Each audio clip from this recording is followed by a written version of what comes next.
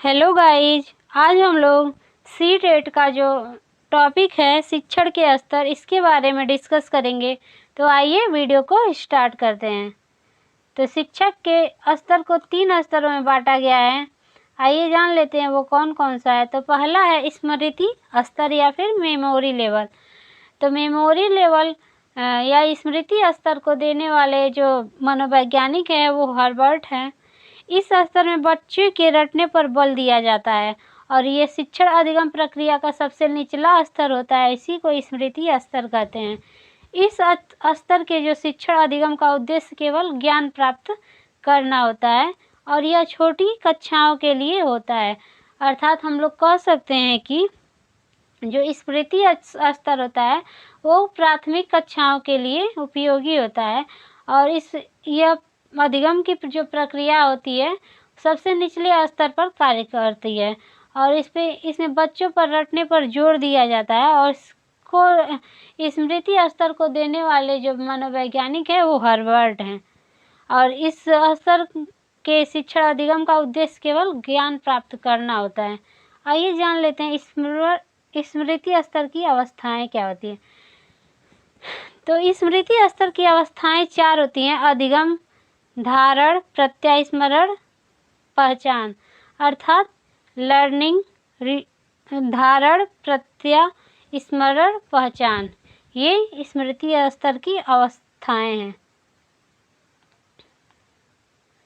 आइए जान लेते हैं हर्बर्ट की पंचपदीय प्रणाली या हर्बर्ट विधि।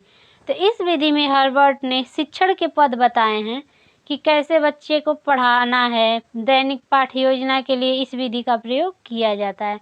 इसको हर्बर्ट की पंचपदीय प्रणाली या फिर हर्बर्ट विधि भी कहते हैं। इसका जो पहला है, पहले प्रस्तावना, उसके बाद प्रस्तुतिकरण, उसके बाद तुलना या फिर संबंध, चौथा है सामान्यीकरण या निष्कर्ष, पांचवा है प्रयोग या अभ्यास। तो इसको हर्बर्ट की पंचपदी प्रणाली या हर्बर्ट विधि कहते हैं।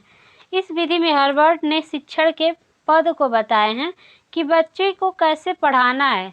दैनिक पाठ्य योजना के लिए इस विधि का प्रयोग किया जाता है। प्रस्तावना, प्रस्तुतिकरण, तुलना या संबंध, सामान्यीकरण या निष्कर्ष, प्रयोग या अभ्यास। आइए सेकंड जानते हैं समझ बोध, समझ या फिर बोध स्तर, या इसको कहेंगे अंडरस्टैंडिंग लेवल। अंडरस्टैंडिंग लेवल या बोध स्तर या समझ स्तर को देने वाले जो मनोवैज्ञानिक है मोरिसन है और यह स्तर स्मृति स्तर से कुछ ऊंचा होता है। इस तरह में रटने की बजाय ज्ञान को अच्छी तरह से समझने पर बल दिया जाता है, समझ या बोध स्तर पर। और इस स्तर में बच्चों को जो भी ज्ञान दिया जाता है या फिर नियम या सिद्धांत बताए जाते हैं वो इस तरह से प्रदान किए जाते हैं ताकि बच्चा उनका व्यवहारिक प्रयोग भी कर सके। इसमें रटने से थोड़ा सा ऊपर का ये स्तर होता है।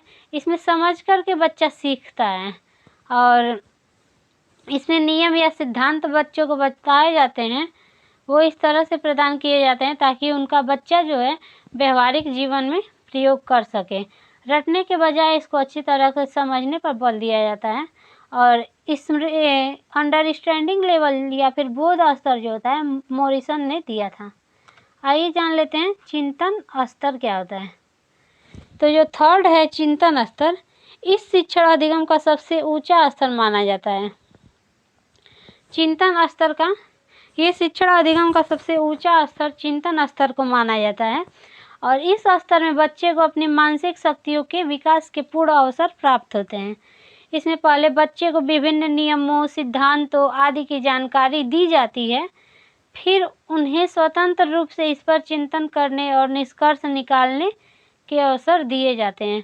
अर्थात हम लोग कह सकते हैं कि यह शिक्षण अधिगम का सबसे उच्चतम स्तर माना है चिंतन स्तर को। और इस स्तर में बच्चों को अपनी मानसिक शक्तियों के विकास के पूर्ण अवसर प्राप्त होते हैं। इसमें पहले बच्चों को विभिन्न नियमों, सिद्धांतों आदि की जानकारी दी जाती है, फिर उन्हें स्वतंत्र रूप से इस पर चिंतन करने और निष्कर्ष निकालने के अवसर दिए जाते हैं। आज की वीडियो में बस इतना ही। वीडियो पसंद आए तो लाइक, सब्सक्राइब और शेयर कर दीजिए। वीडियो देखने के लिए धन्यवाद।